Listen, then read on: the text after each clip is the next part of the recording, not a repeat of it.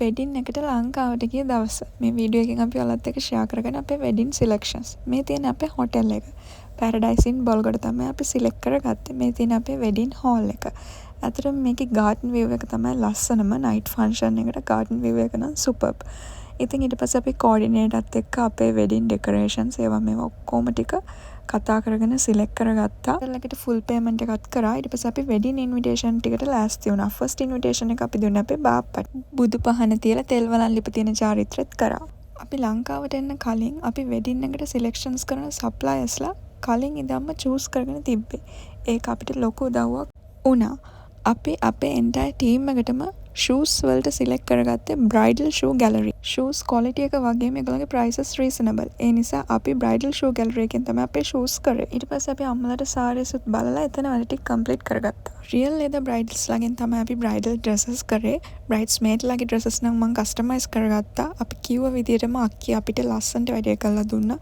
Service එක වගේම ඒගොල්ලන්ගේ ප්‍රයිසස් රීසනබල්. ගෲම්ටයි බෙස්මන්ලටයි අපි ෆුල් සූට් සිලෙක්ට් කරගත්තේ අප් ටක්ස් එකෙන්. මේක නම් ඇත්තටම කියන්න වචන නැහැ, සුපිරි ප්ලේස් එකක්. ඇඳුම් ක්වොලිටි ඒ වගේම ප්‍රයිසස් රීසනබල්ස්.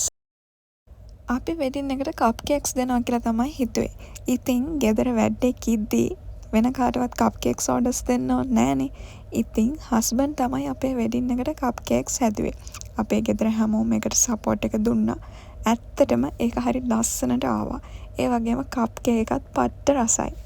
හිරු සඳුවකින් තමයි අපේ හෙයාර් ඩ්‍රෙසස් සිලෙක්ට් කරගත්තේ. මං හරි ආසාවෙන් හිටියා හස්බන්ඩ් වෙඩින් එකට මයික්‍රෝවේව් එකක් කරගන්න. ඉතින් සැලොන් මිරර් අපේ අයියට කියලා අපි මයික්‍රෝවේව් එක ලස්සනට කරගත්තා. බ්‍රයිඩල් ඩ්‍රෙසින් වලට අපි සැලොන් ශානි තමයි සිලෙක්ට් කරගත්තේ. වෙඩින් රින්ග්ස් ඇන්ඩ් ජුවලර්ස් වලට අපි සිලෙක්ට් කරගත්තේ රත්න ජුවලර්. අපේ ගෙස්ලට අපි දුන්නේ මෙන්න මේ විස්කිය. වෙඩින් කායකට සිලෙක්ට් කරගත්තේ මේක. ප්‍රී ෂුට් වලට ඕන කරන දේවල් ටිකත් අරගත්තා. ඊට පස්සේ මගේ බෝනික්කිට කියලා නේල් එක්ස්ටෙන්ෂන්ස් ටිකක් දාගත්තා.